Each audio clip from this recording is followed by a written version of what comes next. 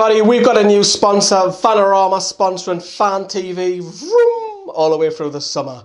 So this is it. We are finally on the final whiteboard of the season. Hope you've enjoyed the coverage of me scribbling lines left, right and centre. And today's no different. So, Newcastle against Chelsea. Of course, we've got 10th place to play for. We're going to try and finish up in the top 10, which would be fantastic for Rafa. But Chelsea, more importantly for them, you would have to say that they've still got a chance of getting in the Champions League. Now, Liverpool will face Brighton.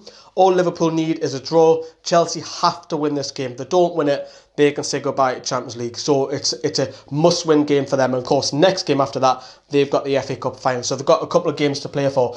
I think Rafa will go with his strongest side possible. First of all, there's no Kennedy. So what do you do there? Do you bring Jacob Murphy, and he is the favourite? Will he start on the right midfield? Will he go on the left? Whatever happens, Rich will be on the opposite. So if Murphy comes on the left, Rich is going to be on the right and vice versa. So I think there will only be one change, which will be Jacob Murphy. For me, I would love to see Mikel Merino play in this centre midfield role. But I think because these two have been absolutely fantastic since Christmas, is there any need to change it? Yeah, you might say let's rotate, let's say a couple of fringe players to see what they can do. There is some small speculation starting to come out now about Mikel Merino's future, because he's not getting game time. He's consistently being linked with Atletico Bilbao, but we'll have to see how that goes over the summer. And I think, Liverpool, of course, I think they'll go on and win their game, regardless of what happens with Chelsea here today. And I think how we'll set up and try and get something. If we play like we did against Spurs, we'll beat Chelsea. So confident. Yes, we had several chances which were fluffed on Wednesday night, but if you'd have another game like that, you would expect at least Dwight Gale to get one or two of those as well. So I think, he's got to take his chances. And to be honest with you, with Dwight Gale over the summer, I wouldn't be too surprised if he is sold, because the Premier League, it's just not his level. Newcastle now need a striker. I mean, the first half of the season, we were talking about he wasn't getting service, right? That's all we kept talking about. You've got to give your striker service. And ever since Christmas, Newcastle, in the amount of chances created, I believe we were in the top half for 10, 11, 12 in between their chances created. And you can't say that Dwight Gill has not had his chances, because the lads have been supplying it. Newcastle do not play with crosses like that. That's not our style. We play it differently. So you cannot really argue that Dwight Gill has not had his chances. He has. And, will Manquillo start? The question mark around that. I think probably either him or Yedlin. I'm probably going to go with Manquillo, but I'll probably change my mind right until kick-off, because Yedlin did actually have a good game against Spurs. Actually, I might change that as well. Actually, I am. Let's put a makeshift Yedlin in there. I'm not going to run over and get Yedlin sticked in. I think it actually will be Yedlin. I'm going to change my mind. Let's go Yedlin, because he had a good game against Spurs. Expect him to bomb on, of course, as well. These two will have a bit of a... I think in particular, these four, because they're going to be up against Willian, Pedro, in behind probably, you would think, Morata, and maybe just Giroud coming, because Giroud doing well last time out. I think it'll be Morata who starts as well, so you've got to be careful of them. And of course, Chelsea play 3 at the back with the likes of Alonso, who in particular, Yedlin's going to have to keep an eye on, because Alonso will come into this kind of area and bomb it on that wing position. He's also a threat from set pieces as well. We're talking quite a bit about Chelsea. Do you want to get over at them? Let's have a look at Chelsea.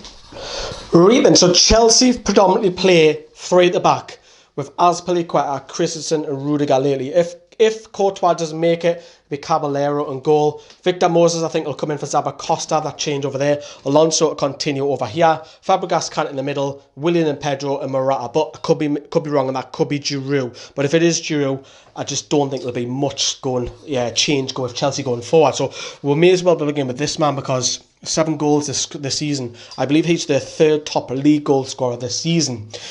And when he came to England and he played for Bolton and Sunderland, he just looked average.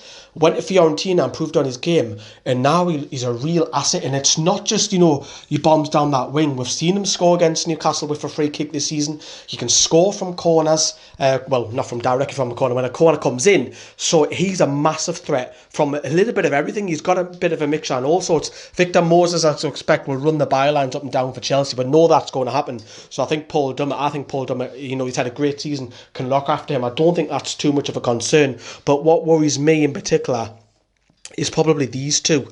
Now, probably William a little bit more because I think William's a better player than Pedro, and I think he's so underrated. I think he's gifted. I always remember when he played for Anzi, and that's going back a few years, then he went to Shakhtar Donetsk, didn't he? So for me, William, he's set pieces, he's direct, he can beat players, he can clip the ball in. I just think he's got a bit of everything. And I think Pedro, and I honestly think Pedro, since coming to England, I think he's been poor.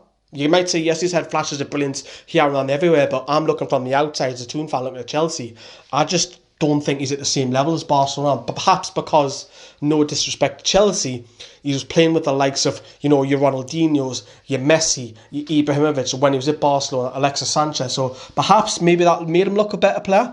Morata's been criticised. You start the season first off fantastically, but there's one thing which you probably know about, is this fella links up with him really well. So when Azpilicueta has the ball, we know that he drifts off into this position. And then when he's in this kind of area, he's looking for Morata straight away. So we see this early cross. And the amount of times, I think Azpilicueta set him up 6 times, maybe 7. Chelsea fans, let me know.